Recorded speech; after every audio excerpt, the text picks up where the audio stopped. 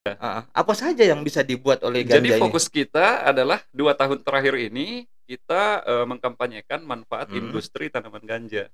Jadi yang kita industri pamerkan tanaman adalah ganja. hasil industri tanaman ganja seperti benang, Heeh, baju, minyak mungkin, wih, tali, dan oke, bahan bangunan. heeh. Ya jadi Itu ada, bisa dihasilkan dari bisa ganja? sekali bisa sekali. Jadi Oke, selamat sore kembali teman-teman, penikmat podcast Balata. Assalamualaikum warahmatullahi wabarakatuh. Podcast Balata yang membahas sekitar isu narkotika, HIV/AIDS dan yang berhubungan lah dengan permasalahan tersebut. Hari ini kita kedatangan, salah satu, ya saya bilang, apa ya, ini pejuang yang frontal menurut saya, dan betul-betul keberaniannya luar biasa. Saya bisa salut lah, respect untuk Om Aksan lah, saya kasih aplaus lah kalau begitu, pokoknya intinya. Nah, Om Aksan, Wong Aksan kayak drummer gitu ya. ya.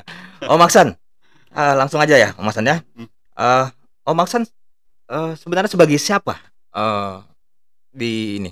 Saya dengarnya kan Makassar gitu. Iya Kita sudah berteman di Instagram gitu. Om Aksan sebagai siapa dia, iya. Hem Jadi, Makassar gitu? yang bisa saya jelaskan saat ini, Mhm, saya adalah juru bicara dari organisasi berbentuk komunitas, yang mhm, namanya HEM Makassar.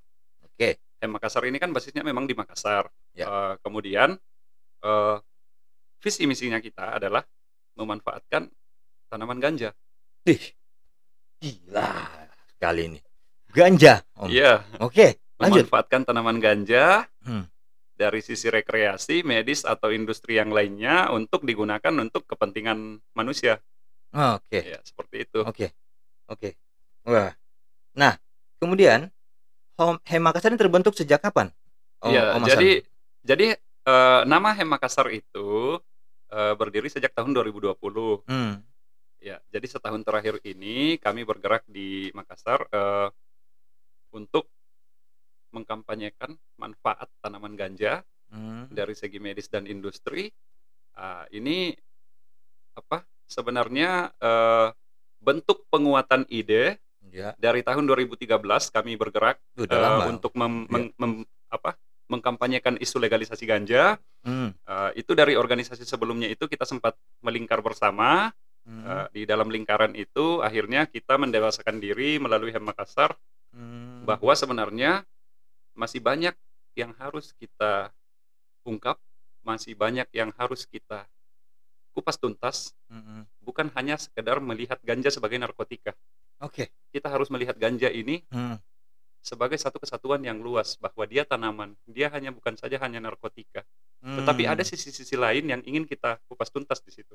Itulah perjuangan teman-teman Hem Itu Makassar perjuangan untuk, kita. menuju ke situ yang Siap. diperjuangkan. Iya, saya sering kadang, berhubungan dengan, apa namanya, dengan, apa namanya, teman-teman Hem Makassar, LGN Makassar deh namanya, Om, gitu kan. Ya. Saya sering ikut bareng GMM segala macam Iya dulu gitu kan. iya, pemain lama kan. Saya sering diundang dari bahas aspek hukumnya segala macam. Nah, kemudian saya, tertarik dengan beberapa, event yang dilakukan. Waktu itu pernah kita GMM bareng-bareng, Global Iya, Marjuana ya gitu mhm, beberapa kali. Nah, saya terakhir kali itu ikut di Amaris dengan ada ketua LGN waktu itu, Bro Dira ya, iya heeh, eee, kita banyak itu hari membahas masalah iya ketertarikan, sejarah budaya dengan ganja, gitu. iya Nah, saya minta mungkin pandangan dari Bro Aksan, apa kaitan budaya dengan, ganja gitu, iya, jadi di sebenarnya begini, Nusantara gitu? iya, Mhm, paham sekali, bahwa mhm, memang organisasi kita yang lama kita sudah tinggalkan, tetapi kita tidak meninggalkan esensi dari perjuangan kita. oke, Jadi kita membahas HEM itu adalah sebuah budaya, mmm, bahwa artinya ketika kita berbicara di masyarakat, ganja itu adalah narkotika, mhm, ketika kita berbicara ganja kepada seorang dokter itu adalah obat, mhm, ketika kita berbicara ganja kepada seorang petani, ya, nah itu adalah sebuah sumber mata uang. Jadi betul. inilah yang membentuk sebuah budaya. Iya.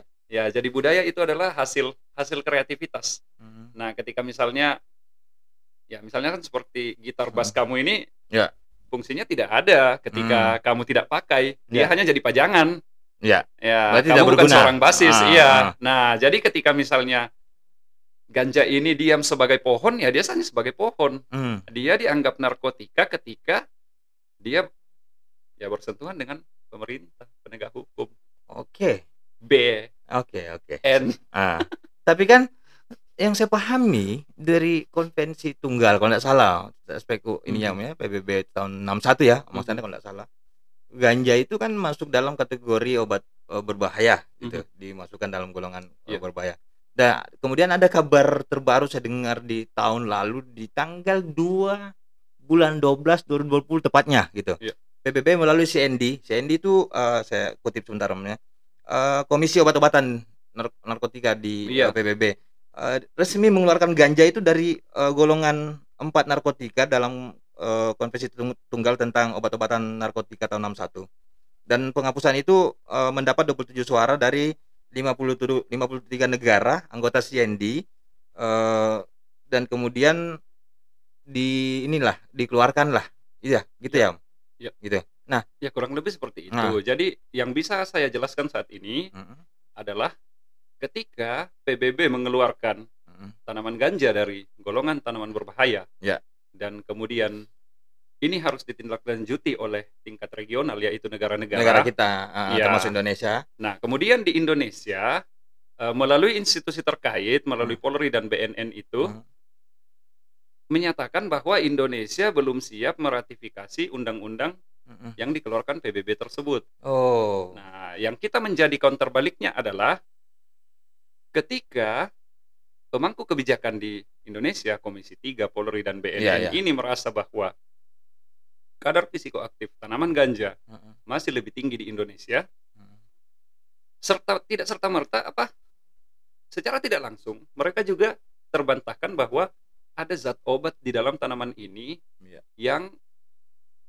harus kita teliti. mmm, Jadi zat psikoaktif ini akan berkurang ketika kita meneliti tanaman ganja ganjanya. iya ini, Zat obatnya yang akan naik, lebih lebih didominankan lebih gitu. didominankan, level Oh, CBD-nya akan iya, lebih karena kelihatan. kita paham bahwa sekarang sampai hari ini narkotika, ganja itu masih masuk dalam golongan satu, Iya, di Undang-Undang 35 tahun 2009, mhm, di mana golongan satu itu tidak boleh dipergunakan untuk kepentingan medis iya, ataupun terapi, iya, hanya untuk dipergunakan ke ilmu pengetahuan, iya. pengembangan ilmu pengetahuan. Nah, di situ Nah, kita ambil permasalahannya titik lagi di situ saya permasalahannya. saya mau tanya, Bro Aksan, teman-teman LGN kemarin sekarang Makassar kan sering mendorong tuh untuk melakukan, riset penelitian. Sekarang kan kita banyak berasumsi tuh bahwa ganja mudaratnya A, B, C, D, gini segala macam. Sementara ada, pihak lain mengatakan, "Oh, ganja yang tadi Mas Aksan bilang ada manfaatnya," gitu.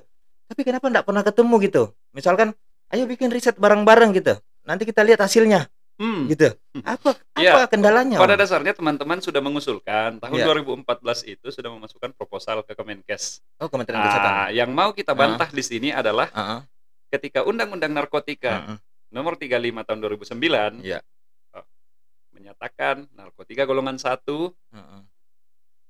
bisa digunakan untuk tidak mempunyai fungsi medis, Iya, tetapi bisa digunakan untuk ilmu pengembangan ilmu pengetahuan. pengetahuan, iya. Nah, disinilah celah kita yang masuk di situ. Oh, Tetapi ketika kita memasukkan perizinan untuk itu heeh, atas izin Kemenkes, mhm.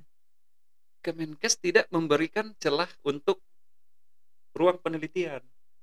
Nah, ini Bu yang menjadi kerancuan. bukannya Kemenkes sudah memberikan, lampu hijau? Tendensi politik Cu keras sekali. cuman karena perlu barang bukti untuk melakukan riset yang Iya, sehingga menurut saya ya, sehingga tidak, apa namanya, sulit untuk, melakukan penelitian gitu ya. Kan mhm, butuh butuh butuh ganjanya ini untuk iya, melakukan butuh penelitian ganjanya. gitu. Ya, Nah, sekarang yang berwenang memegang, eee, barang bukti ini kan ada di, penegak hukum gitu. iya. Heeh, Jadi yang membuat penegak hukum kelabakan mhm, ketika kita berbicara tentang kita butuh bahan baku untuk penelitian tentang ganja heeh. adalah hasil keteledoran para aparat hukum yang telah membakar lahan selama ini.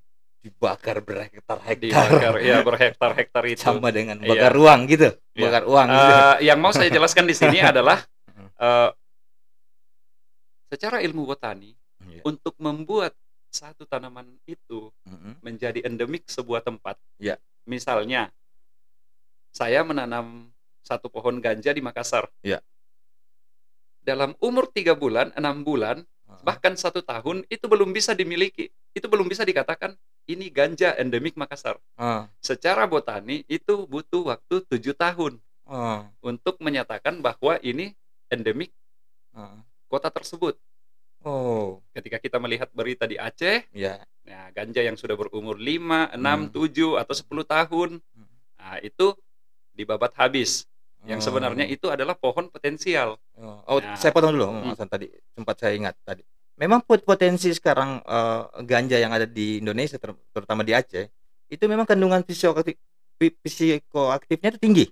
Iya, jadi polemik yang ada sekarang adalah setinggi-tingginya, artinya begini ya, saya mau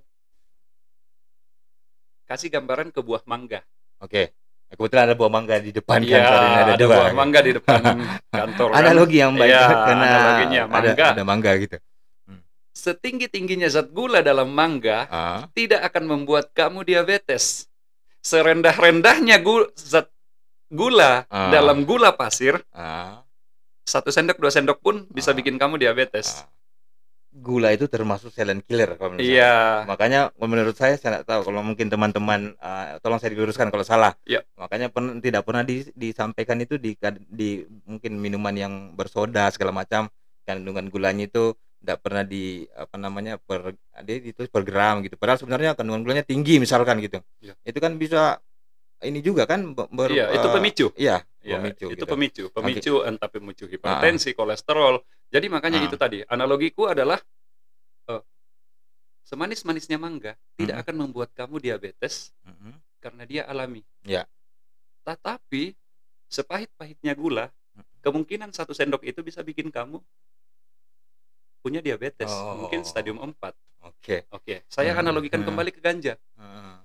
Tanaman ganja yang ada di Aceh, menurut penelitian, riset kecil-kecilan kami, kadar psikoaktif tetrahidrokannabinol yang dimilikinya adalah 18%. 18%.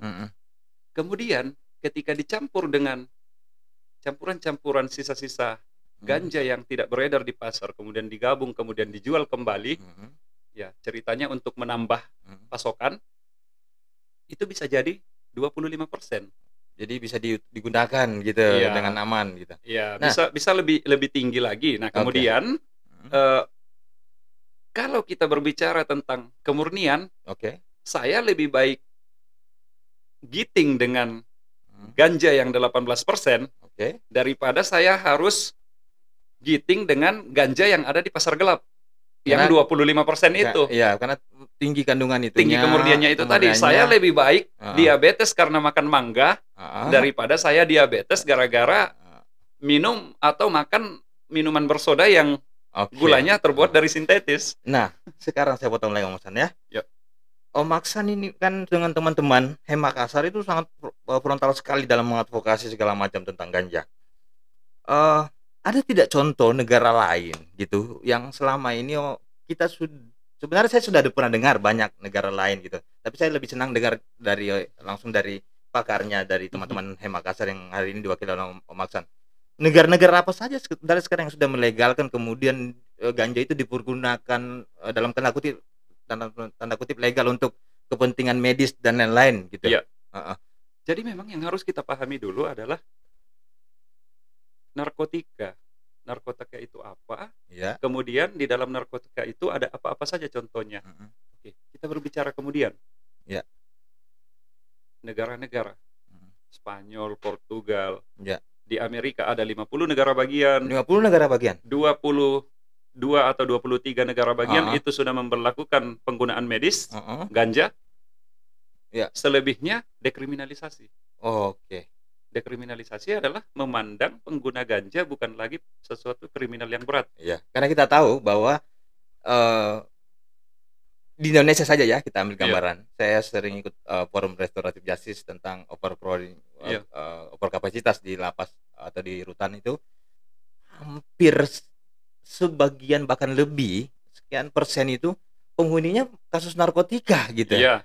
Padahal sebenarnya jelas-jelas bahwa WHO itu sudah memandang bahwa ini adalah masalah kesehatan. Misalkan kalau ya selama dia pengguna misalkan ini butuh pendekatan kesehatan untuk pemulihannya gitu, rehabilitasi dan lain-lain gitu. Kan kemudian sayang kalau beban negara akhirnya banyak overkapasitas di lapas dan rutan karena kasus narkotika. Itu sayang sekali juga kalau saya rasakan. Sebenarnya dia bisa ditempatkan rehabilitasi karena undang-undang mengatur juga di Undang-Undang 35 di turunannya, literatur turunannya segala macam, di SEMA, di SEJA dan lain-lain itu kan sudah diatur bahwa perlu pemulihan untuk rehabilitasi gitu, daripada di penjara sebaiknya direhabilitasi. Mungkin terkecuali mungkin ya mungkin bandar atau mafia yang kelas kakap gitu ya, lintas provinsi segala macam. Nah, saya mau tahu pandangan Om Aksan selama mulai dari Elgen Makassar masih melingkar, kemudian sekarang Hem Makassar gitu kan. Sebenarnya ganja bisa dibuat jadi apa saja gitu. Iya, jadi memang ini fokus selain tadi kita bilang untuk menuju ke pengobatan medis pengobatan gitu. Apa saja yang bisa dibuat oleh ganja ini? Jadi fokus kita adalah 2 tahun terakhir ini kita mengkampanyekan manfaat industri tanaman ganja. Jadi yang kita pamerkan adalah hasil industri tanaman ganja seperti benang, baju, minyak mungkin, tali, dan bahan bangunan. Ya, jadi itu bisa dihasilkan dari bisa ganja? Bisa sekali. Jadi sekarang pertanyaannya, ketika saya merokok ganja, saya tertangkap polisi, saya dipenjara 2-4 tahun, tetapi saya meminta rehabilitasi, itu mungkin bisa 6 bulan sampai setahun. Ketika saya merokok ganja, saya terbukti pengguna. Tetapi ketika saya menggunakan baju dari serat pohon ganja, saya menggunakan tas dari serat benang ganja, atau saya menggunakan tali, minyak mungkin. Saya menggunakan minyak, saya bikin teh 1 gelas, saya tetesi minyak untuk mengobati penyakit. Saya punya luka bakar, saya tetesi minyak ganja untuk pengeringan lebih cepat. Itu ya, ini sudah ada contoh khasiatnya itu. Ya, ini yang kita kampanyekan. Ini yang kita kampanyekan selama ini. Dan saya ingat kasus Fidelis, kasus Musa, segala macam gitu kan. Itu yang termasuk juga dikampanyekan. Nah, saya mau lihat contoh-contoh, Mas An. Kebetulan saya bawa dengan teman-teman saya mau lihat contoh-contoh hasil dari olahan ganja itu yang bisa bermanfaat selain tadi kita bicara tentang untuk pengobatan medis gitu. Apa saja? Coba mungkin. Siap. Ya, kalau tidak salah tadi ada dilihat. Coba bisa dijelaskan, Mas An. Iya, ini apa ini? Ini minyak. Ini minyak ekstrak biji. Oke. Ya, ini minyak ekstrak biji. Ya, itu. Ini kegunaannya untuk apa, Mas An? Ya, jadi pada dasarnya ketika biji diekstrak menjadi minyak, itu dia akan menjadi minyak esensial. Jadi minyak esensial bisa penggunaan dalam, bisa penggunaan luar. Nah, jadi misalnya seperti ini. Jadi misalnya nih, ada orang yang takut pakai, saya takut bro, mau pakai ganja tapi belum pernah konsumsi. Nah, ceritanya, boleh pakai luar saja. Oh gitu? Ya, mungkin. Tapi kan ini kandungannya ini Om, ada ganjanya. Iya, ada ganjanya. Tetapi jangan lupa, di dalam ganja ada 2 zat psikoaktif. Tetrahidrokannabinol dan kanabinoid. Oke. Sebisa mungkin kita mengurangi tetrahidrokannabinolnya. Kanabinoidnya yang kita. Hemp oil, guys, hemp oil. Ini buat apa, Mas An? Iya, ini untuk relaksasi. Nah, jadi kalau kamu misalnya pulang kerja malam susah tidur, nah kamu oles di sini di jari, oles seperti ini, taruh di pelipis, taruh di hidung. Baru tahu saya ini, Om. Nah, itu taruh di hidung, ya gosok di tangan, ya itu bisa ya berkhasiat. Ya, inilah yang akan kita lempar ke depannya bahwa apakah saya pengguna ganja ketika saya menggunakannya untuk pengobatan luar seperti ini. Ya, gitu. Terlepas dia ada kandungan ekstra ganjanya misalkan gitu. Iya, terlepas dari ganjanya, pengguna itu yang seperti apa. Sekarang dunia makin modern, bukan cuma merokok. Ganja tidak hanya bisa dirokok, bisa juga pakai ini. Saya potong lagi. Memang sudah pernah ada mungkin teman-teman di Makassar atau Om Aksan sendiri pernah merasakan khasiat, walaupun mungkin tidak melalui dari dari penelitian. Om Aksan mungkin punya luka dulu atau apa segala macam, kemudian menggunakan ini khasiatnya ada gitu. Oh ya, 3 tahun lalu saya jatuh. 3 tahun lalu saya jatuh dari motor. Ya, ini tulang bahu patah. Ini ada. Tulang bahu patah. Saya lihat bekasnya ya. Ini saya tanya dokternya jam 2:30 subuh di rumah sakit. Ya bilang operasinya bisa dilakukan hari Senin, biayanya 10-15 juta. Wah, saya pikir semua motor teman-temanku mau dijual, belum cukup. Jadi ada 7 motor waktu itu, kita rencana mau jual, tapi tidak cukup 15 juta uangnya. Urunan lah bantu-bantu. Iya, patungan-patungan seperti itu. Akhirnya teman berpikir ya sudah, bawa saja ke tukang pijat tradisional. Kita coba. Ternyata tulangnya bisa disatukan lagi. Tapi selama penyembuhan saya tidak kembali ke rumah sakit lagi. Nah, saya menggunakan ini. Dari mana Bang Aksan taunya awalnya? Kemudian berkat teknologi kan sekarang sudah ada. Nah, kemudian pakailah buka internet. Apakah memang bisa untuk patah tulang? Akhirnya saya dapat. Saya beremail ke teman-teman di mana bisa saya dapatkan. Akhirnya saya coba. Akhirnya Om Aksan rasakan itu betul-betul ini membantu. Iya, dan sampai sekarang ya saya tidak perlu menjalani operasi. Wow, patah tulang ini tidak perlu dioperasi. Yang seharusnya 15 juta saya sudah bisa berhemat. Saya hanya minta tolong ke teman-teman. Tolong betul. Berikan, pinjamkan. Saya salut sama Om Aksan sebenarnya. Saya sering kadang ketemu Om Aksan orang yang tidak merokok segala macam, tapi berteriak-teriak koar-koar dengan teman-teman Makassar untuk memperjuangkan. Gitu. Berarti saya sudah paham bahwa kita berjuang ini untuk bukan bernaung di bawah organisasinya hanya untuk penyalahgunaan gitu, untuk mabuk. Ada tujuan yang paling lebih mulia gitu untuk kita menuju seperti misalkan produk-produk ini yang ternyata bermanfaat walaupun ini kasuistik. Ini coba kamu oles di tangan. Nah, ini jangan dulu, nanti saya tidak ditangkap gini kira-kira. Oles di tangan saja. Terus oles di sini. 1 menit 2 menit itu kita rasakan ini dia agak hangat masuk badan. Untuk menghindari kedinginan. Mudah-mudahan sebentar. Mudah-mudahan 5 detik 10 detik itu kering. Mudah-mudahan setelah ini diupload konten ini tidak ada penjual bakso di luar pakai handy talkie gitu. Dan inilah memang yang akan kita edukasi ke teman-teman bahwa zat psikoaktif dalam kandungan tanaman ganja itu bernama tetrahidrokannabinol. Yang ada zat obatnya itu seperti ini adalah CBD atau kanabinoid. Bermanfaat. Nah, kemudian setelah melalui penelitian, penyaringan, proses laboratorium, tetrahidrokannabinolnya itu dikurangi atau bahkan bisa hilang.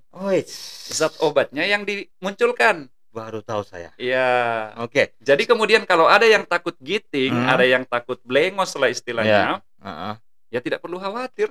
Chicken dead kita tidak. Yang efek fly euforia menurut mati ayam pakai sinte gitu. Itu kacau banget. Selain ini ada lagi Om Aksan? Ada lagi bahan baku industri yang lainnya. Kita bisa punya seperti apa? Nah, ini ada benang. Nah, ini ada benang kita produksi. Ini produksi sendiri, teman-teman Makassar. Ini kita punya bahan bangunan. Nah, ini untuk sementara masih kita produksi dari mana, Om? Anunya. Pada dasarnya karena di Indonesia kita masih belum belum diizinkan untuk menanam pohon. Jadi kita kerjasama dengan teman-teman di Nepal. Jadi ini dari Nepal. Enggak, maksudnya dari ganjanya dari apanya? Dari batang pohon. Batang pohonnya. Dari batang pohon. Berguna juga ternyata membuat akhirnya ini menjadi serat benang. Iya, jadi benang bisa dibikin gelang. Bisa dibikin tas rajut juga. Kuat ini, Om. Kualitasnya sangat kuat. Talinya. Ini nih saya tunggu, Om. Saya bingung ini. Ini tali juga nih. Iya. Ini coba. Nah, ini coba lihat. Waduh, kekuatannya. Coba. Ya. Enggak mampu saya. Coba pakai ini. Coba pakai ini. Ya. Wah. Ampun. Kalau mau kalau mau diadu, setidaknya ini baru sebesar ini. Masih berarti ini mungkin 100 kali lipatnya ini dari Tasigalalas kalau ini bisa pakai lain ini, Pak. Kalau buat layang-layang asik ini. Nah, ini kayak batu apa ini, Om Aksan? Saya bingung ini. Ini untuk nimpuk apa ke orang atau apakah ini? Ini bahannya dari hemkrit. Hemkrit itu apa? Iya, ini hemkrit batang ganja yang ditumbuk halus jadi potongan-potongan kecil. Kemudian kita satukan dengan bahan bangunan, bahan pembuat bangunan, bukan semen. Jadi kayak bata ringan ya jadinya. Bukan semen, iya. Kita campur dengan lime. Coba minta koreknya. Nah, ini nih. Nah, setidaknya kalau rumah kamu terbuat dari hem, kamu masih bisa merasa aman ketika ada kebakaran. Wow.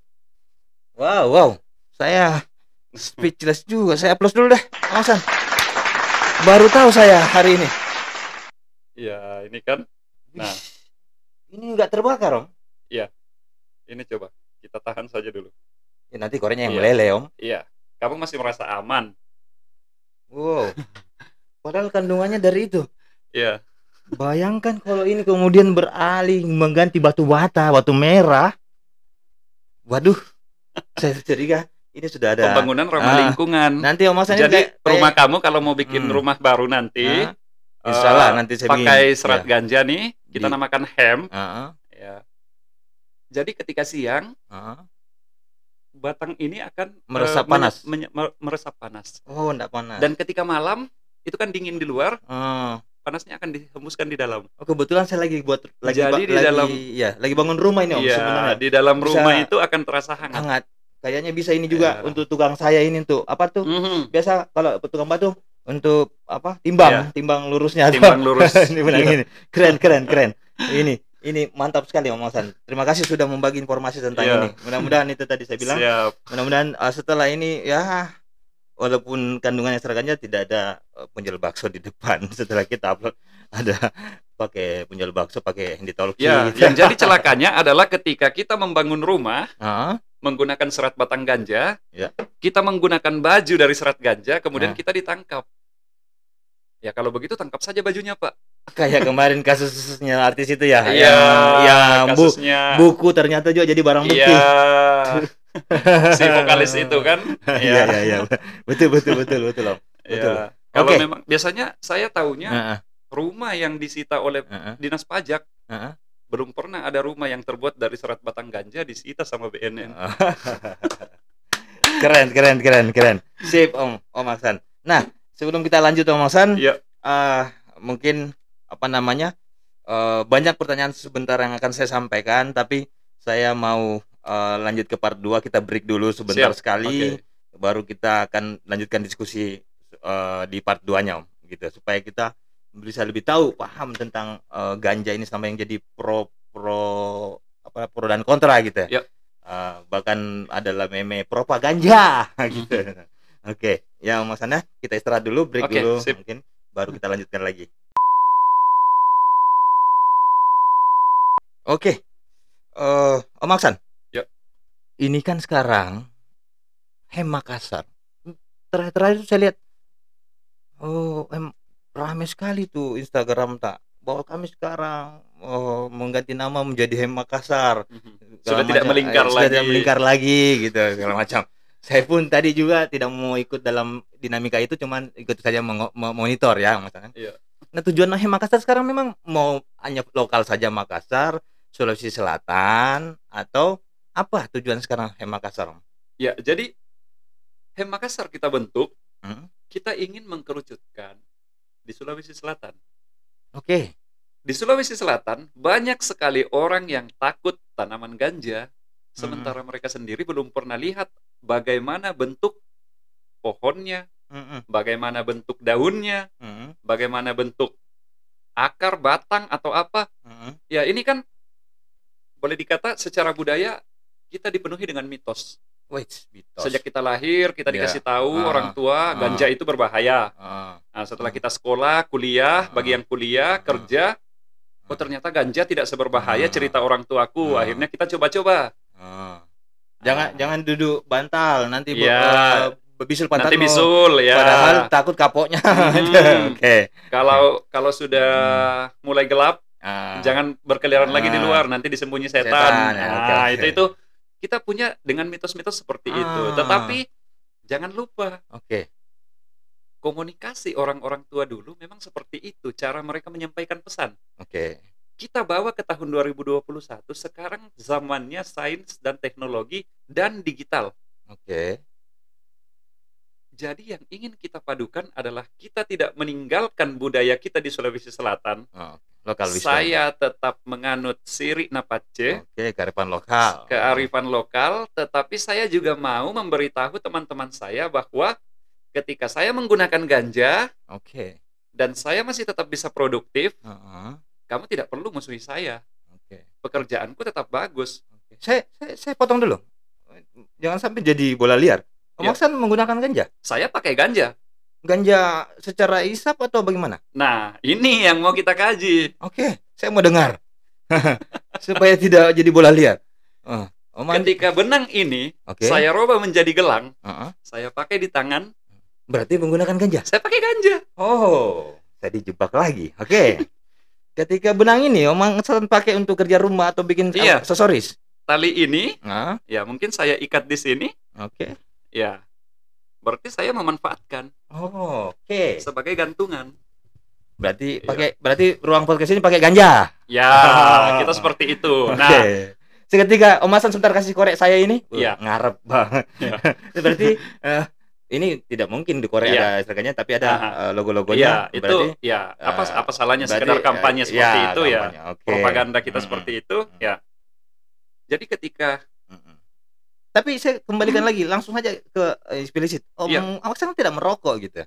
11 tahun saya sudah berhenti merokok tembakau. Berarti Om Aksan apa? Saya ini langsung aja Om Aksan ya supaya kita ini memang kalau di Balat itu langsung main nembak-nembak gitu. Straight to the point. Om Aksan memang ngisap ganja selama ini? Pernah. Kapan? Kelas 2 SMA. Nggak usah dibahas. Sudah lama itu. Saya kira sekarang gitu. Jangan sampai organisasi ini ternyata dipakai untuk menjadi tameng untuk ini. Bukan tujuannya itu ya. Jadi ini yang mau saya sampaikan ke teman-teman.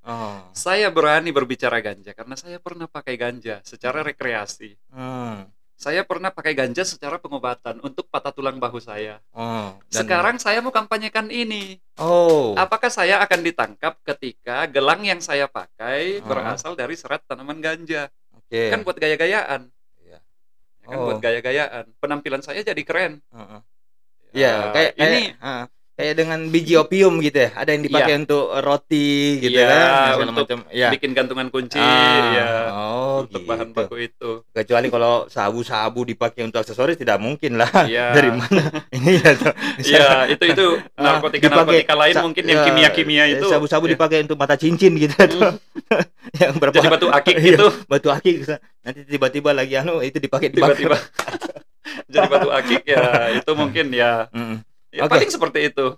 Lanjut. Jadi Om Aksan tujuannya setelah melingkar kemarin sekarang Makassar itu mau mengajak teman-teman di Makassar dan Sulawesi Selatan untuk melihat sisi lain yang secara luas dari tanaman ganja ini.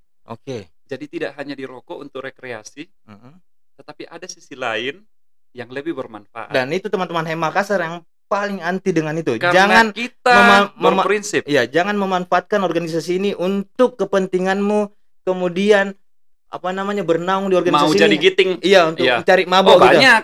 Karena dengan masuk di di ADM Makassar, nanti saya akan kebal hukum, saya akan tidak tertangkap. Jangan salah. Banyak yang DM kita. Gitu. Bang, beli sekilo di mana? Gila. Bangsat. Banyak yang DM di Instagram. Makassar kalau mau beli bahan baku sekilo berapa segaris sekarang? Kok kira ini banda?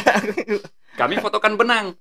Ya kamu ke sekretariat saja. Kalau mau beli benang ada. Benang ini, kalau mau beli benang ada. Kamu kita fotokan. Ya terserah kamu. Kamu adalah orang bego ketika ini yang kamu bakar. Nah, atau jangan ini mau palek dulu ya. Ya kan kita ulang lagi.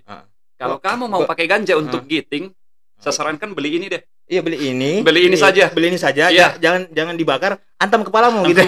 Kalau sudah hancur baru konsumsi. Gitu, iya. Nah, jadi ya, kesimpulannya saya tangkap, teman-teman di luar, bagi yang selama ini sering ikut kegiatan LGN segala dari dulu LGN Makassar, kemudian setelah tidak melingkar jadi HEM Makassar, jangan pernah sekali-sekali kemudian menganggap bahwa Makassar itu tempatnya untuk kita mencari ganja, kemudian membeli ganja, mengadakan transaksi gelap ganja. Itu bukan tujuan HEM Makassar ya. Tujuan tadi yang memang kita tidak bahas. Berarti kita tidak menutup kemungkinan bahwa kita akan bersentuhan dengan tanaman-tanaman ini terus, tanaman ganja terus. Kita akan bersentuhan dengan undang-undang. Tidak sedikit juga teman-teman kami yang akhirnya terjerat 15 sampai 20 orang yang bisa saya hitung dari 2013 sampai 2019 terjerat dengan undang-undang yang ada di Indonesia, tetapi karena itu adalah pribadi, resiko dari perjuangan ini, dan itu akan terkena ke pribadi. Tapi itu bukan karena ada afiliasi dari atau korelasinya dengan HEM Makassar kan? Tidak pernah kan? Itu di luar. Itu after office lah. Ya, karena kan Om Aksan mungkin sebagai ini tidak mungkin memantau setiap anggotanya apa yang dilakukan gitu. Ya, kita tidak tahu siapa yang datang, siapa yang pergi. Tapi saya paham, setiap ada kasus hukum di teman-teman HEM Makassar itu saya paham sekali. Teman-teman HEM Makassar tidak pernah lepas. Pasti akan membantu paling tidak untuk pemenuhan haknya. Prinsip yang saya terapkan, tidak akan pernah ada yang kita tinggalkan dan tidak akan pernah ada yang tertinggal di belakang. Apapun kejadiannya. Misalnya nih, saya tiba-tiba gara-gara mungkin kita podcastan begini, tiba-tiba mungkin saya diteror, saya ditangkap, saya siap. Teman-teman saya yakin tidak akan meninggalkan saya. Saya yakin advokasi saya ini adalah bahan bantuan kita. Ya sudah. Apapun alasannya itu teman-teman yang berkasus hukum, kita tidak akan tinggalkan mereka. Tidak akan tinggalkan gitu. Kita tidak akan tinggalkan. Kita juga tidak akan membenarkan gitu. Tapi kita mencoba membantu dengan segala upaya untuk pemenuhan hak asasinya. Saya tidak mau sesuai dengan aturan ide kan. Saya tidak mau mengkerucutkan diri. Saya tidak mau mencuci tangan bahwa saya anti ganja. Ya, saya pakai ganja, saya pakai ekstrak ganja ini. Saya tidak mau cuci tangan, program cuci tangan seperti itu. Tetapi yang saya mau terapkan adalah gunakanlah secara bermartabat, secara bertanggung jawab. Ya, dan secara diri kamu. Ya, kalau orang Makassar bilang jangan talekang. Nah, mungkin seperti itu. Talekang. Jangan talekang ya. Jadi intinya Makassar itu bukan organisasi untuk teman-teman mencari ganja yang ini ya, untuk disalahgunakan segala macam. Makassar itu ya kalau mau cari yang bermanfaat kayak begini silakan, Om ya. Silakan aksesoris dan lain-lain, dan ini menurut Om Aksan ini aman dan berguna, dan ini yang lagi diadvokasi untuk menuju bahwa ternyata ganja itu punya manfaat tersendiri selain medis. Dan harapan yang bisa saya berikan ke teman-teman adalah melalui kampanye HEM ini, ekstrak ganja ini, kami sedang melakukan mediasi dengan tim kedokteran. Kedokteran mana, Om Aksan? Di Sulawesi Selatan pokoknya. Itu masih dalam tanda kurung, biar kami saja yang tahu. Saya pun tidak boleh tahu. Siap. Ini masih rahasia. Siap. Kita kerjasama dengan dokter spesialis. Semoga penyakit kawan-kawan dan penyakit keluarga kawan-kawan ketika nanti bisa diobati dengan tanaman ganja akan diresepkan oleh tim-tim ahli yang sudah kita temani kerjasama. Aplaus dulu. Tujuan yang sangat mulia di balik resiko besar yang dihadapi. Saya bisa bilang keren. Satu kata saja, Mas. Siap. Walaupun resikonya saya sudah paham lah. Resiko biarkan ke kami, tetapi anugerah akan jadi milik kalian. Itulah timbal balik atau pengorbanan dari sebuah perjuangan yang dilakukan. Nah, intinya hari ini saya sangat terima kasih Om Aksan dan teman-teman HEM sudah datang ke PLPKNM, ke Balata Podcast podcast, kemudian kita melakukan diskusi konten ini yang sebenarnya tanpa saya bilang tanpa apa namanya? Ya, ini asli saya juga tidak tahu, tanpa skenario, tanpa skenario, tanpa schedule lebih dahulu. Tiba-tiba tadi malam saya berpikir, Om Aksan like status itu, saya DM deh, gitu. Maksudnya ada waktu besok nggak? Ada gitu. Tiba-tiba masuk saja, langsung kita ngobrol saja santai. Akhirnya, biarkan saja bergulir seperti ini. Ternyata banyak kita dapatkan informasi yang yang sangat edukatif gitu untuk terutama mudah-mudahan teman-teman yang nonton ini akhirnya paham Makassar itu apa, tujuannya apa, segala macam dan lain-lain. Nah, terakhir Om Aksan. Saya dengar Om Aksan ini kayaknya tanggal 21 itu kan sempat tag ke Instagram kami movie gitu. Screening. Mau ada kegiatan tanggal 21 gitu. Itu kegiatan apa, Mas An? Supaya teman-teman bisa lihat. Teman-teman ini sekalian closing statement gitu teman-teman mengajak yang sedang nonton podcast ini melalui podcast ini juga saya mengajak kawan-kawan ini HEM Makassar mengadakan movie screening, pemutaran film. Nonton bareng. Film sepanjang 17 menit, film dokumenter tentang seorang ayah namanya Pak Amiruddin Abdullah, purnawirawan tentara di Malaysia yang menggunakan ganja untuk mengobati penyakit prostatnya, penyakit tulang belakang, dan penyakit lain-lainnya. Ada 3 macam penyakit komplikasi yang dia idap. Setelah dia menggunakan ganja, dia mulai sembuh, tetapi ada tetangganya yang kurang senang dengan dia. Akhirnya beliau dipenjara di Malaysia. Sementara berjalan sekarang, dokter di dalam penjara menyarankan untuk pengobatan medis, tetapi Pak Amiruddin Abdullah tidak mau. Dia bilang lebih baik saya di penjara daripada bukan ganja yang dipakai obati saya. Saya tidak mau menjalani operasi, tetapi saya mau menggunakan ganja. Ini based on the story gitu, maksudnya cerita. Iya, ini true story. Iya, ini akan dipanelkan dengan tim pembuat film yang dari Malaysia. Dan film ini sudah menyandang dana dan sebagai pemenang dari Freedom Film Festival. Pemutaran perdana yang ada di Makassar, di luar negeri, di Malaysia. Dan ini adalah satu langkah kita bahwa sebenarnya kita memang adalah Nusantara, negara yang berbudaya. Kita di situ nanti akan membahas apa keterkaitan antara Malaysia dengan Makassar dan apa keterkaitan antara ganja Malaysia dengan ganja Makassar. Dan kemudian di sela-sela nonton film, saya akan mengajak teman-teman dari HEM Makassar itu ada teman-teman yang menggunakan ganja di Makassar untuk pengobatannya. Dan yang pernah tersangkut kasus hukum tentang penggunaan ganja. Jadi bukan hanya di film. Jadi ini akan ada panel tandingan untuk diskusi dengan teman-teman yang memang di Indonesia yang mau berbicara, yang akhirnya mau berani bersuara. Tanggal 21 Agustus jam 4 sore. Kalau mau tempat dan ininya bisa langsung DM, bisa di DM akun Instagram kita. @m.makassar gitu. Itu mudah-mudahan kami bisa hadir, tapi aman kan, Om? Siap. Gitu. Haruslah. Aman dah. Aman. Tidak boleh aturannya teman-teman tidak boleh membawa hal-hal yang dilarang, yang melanggar di setiap acara HEM Makassar. Kita tidak melanggar hukum positif yang ada di Indonesia. Tetapi jangan lupa, bicara ganja itu tidak pernah dilarang. Jadi ya kita bicarakan ganja sebesar-besarnya, kita bicarakan ganja seluas-luasnya untuk penggunaan. Ayo kita diskusi dulu. Mungkin seperti jadi itu. Intinya ada diskusi, ada pemutaran film dan ada yang berani bersuara untuk masalah itu. Luar biasa. Ini teman-teman ingat tanggal 21 lusa ya? Om ya. Makassar membuat kegiatan yang sangat kreatif lah menurut saya gitu. Pencapaian lah kita berdua Makassar internasional. Siap. Mudah-mudahan saya dan teman-teman juga waktu luang abis ini saya ngobrolkan, saya akan sempatkan waktu ya untuk main ke sana. Saya juga mau cari tahu banyak tentang film itu dan berdiskusi dengan teman-teman karena saya termasuk juga kadang kalau teman-teman HEM Makassar atau Modul Elegan Makassar bikin acara, saya selalu bisa merasa kayak Ya, kayak pastinya malu kan. jadi tamu VVIP. Iya. Kursinya di depan, tiba-tiba langsung ditunjuk naik jadi narasumber gitu. Iya kan, pastinya. Tanpa ada planning schedule dulu, briefing dulu gitu. Sama seperti yang saya rasakan. Ternyata datang ke saya balas sekarang. Gitu. Ini seperti aksi balas dendam. Oke, Om Aksan Ya. dan teman-teman HEM Makassar.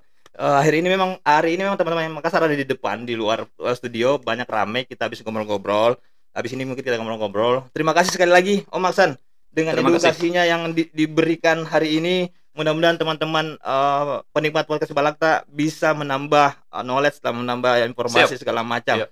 Nanti kapan-kapan kita bisa lagi kalau ada Semoga ini. ketakutan terhadap tanaman ganja akan berubah menjadi keberanian. Keren itu anunya. Kita applause lagi sekali untuk Om Aksan. Terakhir kita mau ini Om Aksan. Saya mengundang Om Aksan dengan menjebak itu tentunya tidak mungkin saya tidak memberikanlah merchandise Oleh-oleh. kenang-kenangan gitu. Saya mau memberikan Bolehlah kita saling tukar oleh-oleh kalau begitu. Bawa juga. Saya juga bawa dong.